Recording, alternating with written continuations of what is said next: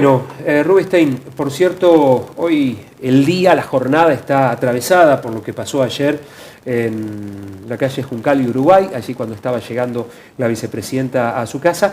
Obviamente le vamos a pedir una reflexión al respecto.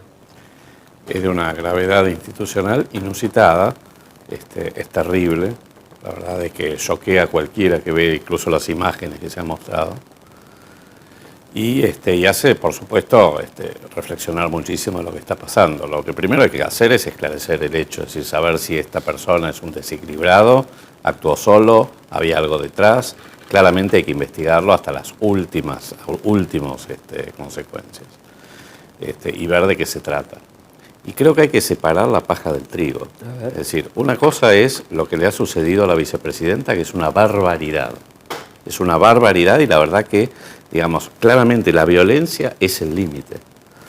Obviamente uno no puede desconocer cuál es el contexto de altísima crispación política, donde, digamos, mucha violencia verbal, de todos lados. Me parece que eso obviamente no contribuye a generar un clima donde cualquier loquito, no sé de qué se trata esto, pero cualquiera puede tratar de vivir su momento de gloria, entre comillas, y hacer un acto disparatado como el que se ha producido.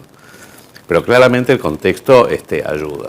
Entonces acá, y tampoco es una cuestión de que haya que ponerse en victimizarse, porque la realidad también es que, toda esta cosa de un personaje público tan cuestionable, de tan altísimo perfil como la vicepresidenta, más allá del cargo que tiene, obviamente hace que, que genere todo esto que puede desembocar en que, como decía, algún desequilibrado cometa un hecho de esta naturaleza. Me parece que hay que parar la pelota ya, tampoco me parece que, todo esto tenga que servir de excusa o de justificación para comenzar a victimizarse y separar las cosas, Una cosa son los alegatos del fiscal, que ha pedido una condena por hechos de corrupción a la vicepresidenta, y habrá que ver la defensa y habrá que ver qué es lo que finalmente la Cámara, si la condenan o no la condenan. Y otra cosa es este hecho, no tiene nada que ver una cosa con la otra. Entonces acá no es que haya una violencia política, porque la justicia es independiente y tiene que ser independiente. Entonces, toda la cosa esta de el feriado nacional, como para que la gente pueda expresarse, yo no sé qué es lo que se pretende, si alentar movilizaciones. No tiene sentido partidizar un hecho, tan repudiable como el que ha ocurrido.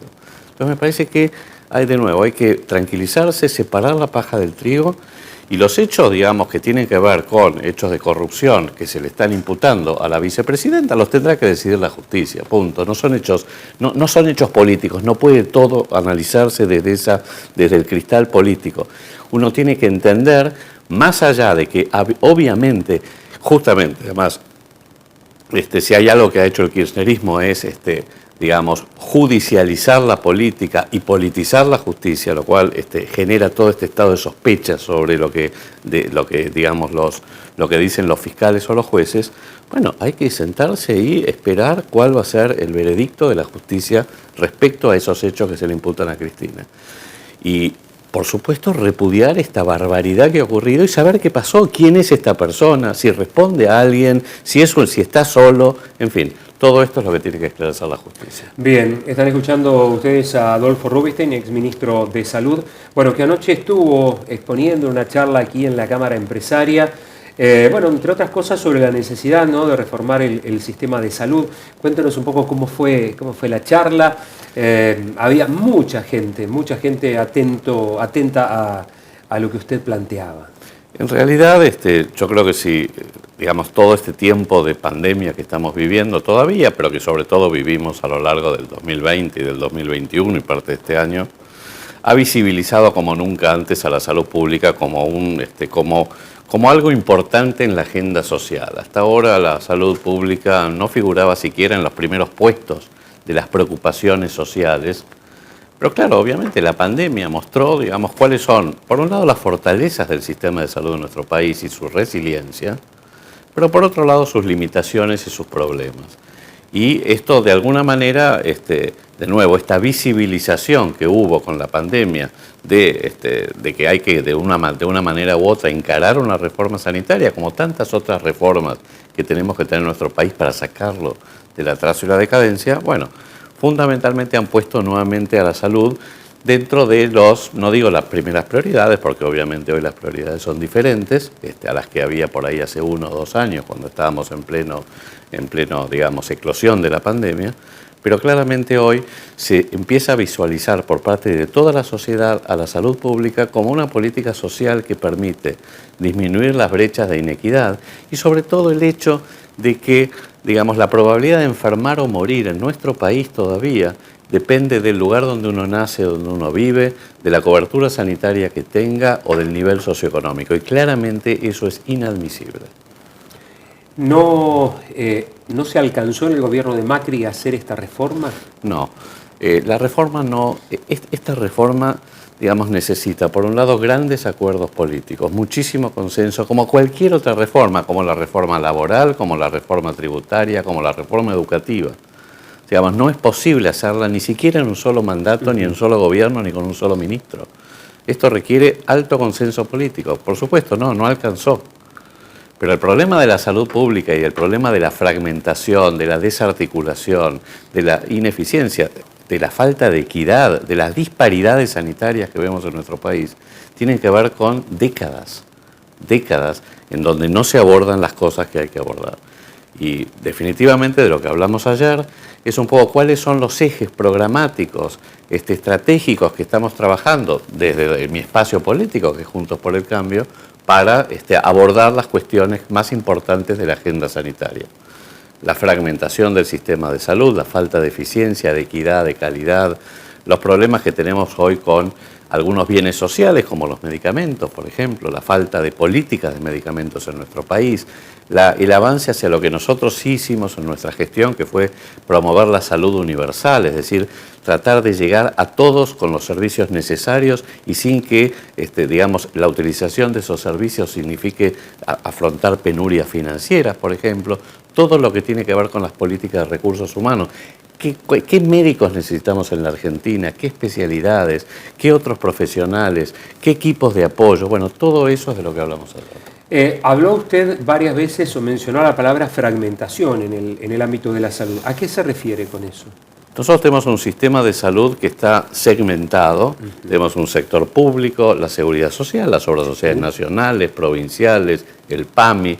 Tenemos un sector privado con muy pocos vasos comunicantes. Poca interacción. Muy poca interacción y sobre todo poca integración, tratando de aprovechar las fortalezas de cada uno de los sectores, lo cual redunda, para empezar, en enorme ineficiencia. Nosotros gastamos casi 10% del Producto Bruto Interno en salud. Es enorme la magnitud de ese gasto. Y no tenemos los resultados que debiéramos tener dada la magnitud de ese gasto. Es decir, nuestros resultados están muy detrás, somos de los países que más gastan en toda la región y no tenemos los mejores resultados en la región. Entonces tenemos que sentarnos y decir, bueno, ¿qué es lo que está pasando? ¿Cómo se puede, dentro del sistema que tenemos, mejorar su eficiencia, su equidad y su calidad? ¿Cómo podemos hacerlo un poco mejor, de a poco? Eso necesita, digamos, muchos acuerdos políticos. Necesitamos que hay ciertos temas, y uno puede ser la reforma sanitaria, que salgan de la grieta, que salten la grieta. En ese sentido, si yo hablo hace pocos días estuve en la Cámara de Diputados, en la Comisión de Salud de la Cámara de Diputados de la Nación, tuvimos un debate con referentes sanitarios del oficialismo. Y en general, en el qué hay que hacer, coincidimos todos. Después, por supuesto, hay diferencias en el cómo debiéramos abordarlo, pero hay mucho acuerdo. Entonces, aprovechemos eso en los temas que podemos hacerlo.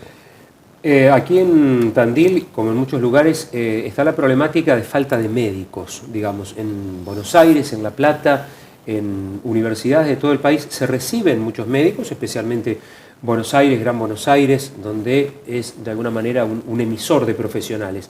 Ahora, muchos ni siquiera vuelven a la ciudad, sea porque no se paga lo que el médico considera. Antes era habitual, el otro día charlaba con un médico, me decía, antes era habitual que salíamos de la facultad, íbamos a hacer guardia a los hospitales. Hoy intentan ya atender en su propio consultorio. Siempre el intendente Lunghi acá plantea, habría que hacer alguna reforma para que los profesionales les devuelvan a la salud pública algo de lo que la universidad pública les dio. ¿Cómo ve usted este tema? Acá digo, podría haber más médicos en la guardia, en los centros de salud, porque están los cargos creados, pero no existe la mano de obra.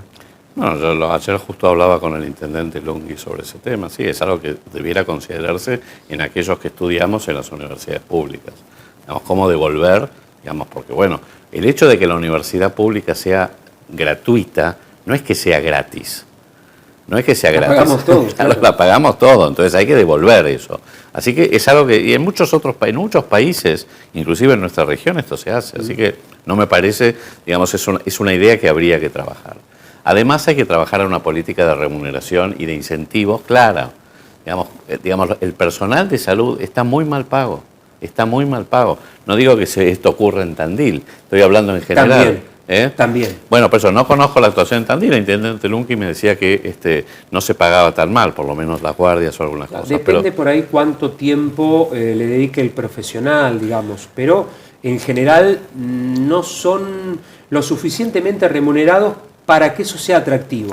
Porque de lo contrario, digamos, si fuera atractivo, los médicos vendrían. Bueno, por eso hay muchas razones. Hay razones de índole que tienen que ver con la cuestión vocacional. Sí, sí. Hay cuestiones que tienen que ver con la cuestión generacional de cuánto están dispuestos o cuánto estamos dispuestos a sacrificarnos, sobre todo las generaciones que hoy se gradúan. Yo estoy pensando, digamos, en la generación de mis hijos, que tienen, digamos, pocos años de graduados. Y claramente los intereses y las expectativas y los objetivos han cambiado. Y eso uno no lo puede desconocer. Pero claro, además está la política, como decía, de remuneración, de incentivos, los tipos de contrato, la carrera profesional, el ejercicio profesional. Hay muchas cuestiones, en el caso de los médicos, que tienen que comenzar a abordarse para ser más atractivo que los médicos se desempeñen en los lugares donde se necesitan y las especialidades que se necesitan. Porque también hablamos, digamos, en todo lo que es este eje de política de recursos humanos. Bueno, ¿cuáles son las especialidades que se necesitan? Si uno quiere ir a un modelo de sistema de salud orientado a la atención primaria, cerca de la gente, bueno, tiene que incentivar la formación de médicos de familia, de generalistas. Ahora, la realidad es que se abren puestos de residencias para la formación y no se cubren. Entonces, ¿qué es lo que está pasando? ¿En dónde estamos fallando? Especialidades críticas como terapia intensiva, neonatología, anestesiología, por citar solo algunas, no se llenan, no hay cargos, no se pueden cubrir, digamos, las terapias intensivas. ¿Qué es lo que está pasando? Y sin embargo, y otras que tienen mejores salidas laborales o de mercados, falta un marco regulatorio más claro para el ejercicio profesional. Seguimos charlando un ratito, doctor. Sí, claro. Nos aguarda 2 minutitos, hacemos una pausa. Está Adolfo Rubinstein charlando con nosotros, ex ministro de Salud. Ayer brindó una charla en la Cámara Empresaria con mucha gente. Bueno, estamos repasando algunos de los temas, ya seguimos. Grado 3 la actual temperatura. En un ratito vamos a repasar también qué está pasando en este feriado nacional aquí en la ciudad de Tandil. Lo venimos haciendo desde las 7:30, pero en un ratito lo vamos a reiterar. Adolfo Rubinstein está compartiendo el desayuno con nosotros, ex ministro de Salud. Bueno, varios temas. Por ahí los ejes respecto a la reforma que usted viene proponiendo en el ámbito de la salud. Yo me quedé pensando en algún momento, empezaron a fabricarse medicamentos en la Argentina, que después no sé si se siguieron fabricándose o no medicamentos de tipo genérico, que tenían por ahí la misma calidad de los nombres comerciales que conocemos, pero a un costo mucho más bajo. Inclusive la idea era también fabricarlos en distintas regiones del país, cosa de que sea una cosa que llegue a la gente. ¿Sería uno de los puntos, digamos, que usted propone? A ver, digamos, la industria farmacéutica es muy importante en la Argentina y casi la mitad del mercado farmacéutico es de laboratorios nacionales, con capitales nacionales. Pero no son lo que se llaman genéricos de marca, no son genéricos. O sea, tienen nombre comercial y muchas veces cuestan lo mismo o un poquito menos que los medicamentos originales. Pero la industria farmacéutica nacional es muy fuerte. Lo que no hay en la Argentina es industria de genéricos, que es lo que usted dice. O sea, verdaderamente genéricos es como si existen cuando se vence la patente en los países desarrollados, donde, digamos, el precio baja estrepitosamente, se desploma y se hace, por supuesto, mucho más accesible. Eso no hay una política de genéricos muy clara en la Argentina. Por supuesto, existen laboratorios públicos que de alguna manera intentan comenzar a desarrollar justamente medicamentos, digamos, genéricos para aquellos que se han vencido la patente, que no necesitan tampoco tecnologías, digamos, extremadamente sofisticadas, que por supuesto cuestan, digamos, son inversiones millonarias en dólares. Y eso, digamos, hay, yo no sé en este momento, pero había en la gestión nuestra por lo menos, había 40 laboratorios públicos nacionales en distintas provincias que trabajaban con diferentes genéricos y de alguna manera lo que hacen es proporcionar justamente, digamos, en los digamos, en el sistema de salud, medicamentos, digamos, cuando ya se ha vencido la patente, medicamentos, lo llaman medicamentos ambulatorios comunes. Y en este sentido, nosotros en la gestión nuestra hicimos fuertes acuerdos entre los laboratorios públicos nacionales y los planes nacionales, por ejemplo, el Remediar, que es un programa de entrega de medicamentos gratuitos a los centros de atención primaria de la salud en el país. Bueno, ahí nosotros hicimos acuerdos con los laboratorios públicos justamente para facilitar y para mejorar, digamos, la entrega de medicamentos. Bien. Para ya liberarlo, Adolfo, teniendo en cuenta que bueno, sigue ya su recorrido, ¿cuál es la relación con Luciano Grasso? Siempre él nos había hablado muy bien de usted, ahora tenemos la posibilidad de conocerlo, pero bueno, desde lo que fue la gestión pública hasta el momento se ha generado una relación muy interesante. Y yo a Luciano lo conocí porque yo conozco mucho a su pareja, a Sandra Pfeiffer, que también es de Tandil, la conozco de la medicina familiar. Yo soy médico de familia y participamos juntos en en las organizaciones y asociaciones científicas de medicina familiar en el país y en la región. Así que yo ya la había llamado para que Sandra fuera la directora de todo el programa de atención primaria de salud familiar cuando yo me hice cargo del ministerio. Pues yo arranqué como secretario y luego subí a ministro y después secretario de gobierno.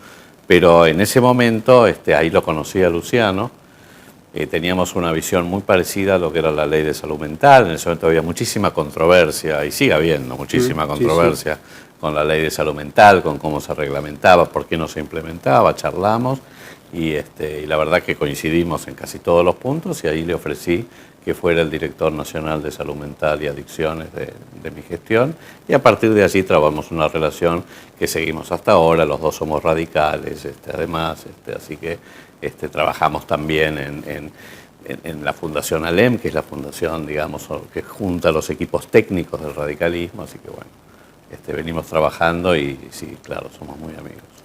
Adolfo, le agradecemos mucho que se haya molestado aquí hasta el Eco Multimedios para charlar un ratito. Muchas gracias, Luciano Grasso, Francisco Sola también por molestarse hasta acá. Así que bueno, será hasta la próxima. Hasta la próxima, ya vendremos de nuevo. Es bienvenido. Muchísimas gracias por la entrevista. Adolfo Rubinstein charlando con nosotros, ex ministro de Salud. Bueno, varias cuestiones, ¿no? El tema de la reforma de salud, que es uno de los planteos que él viene haciendo desde hace tiempo.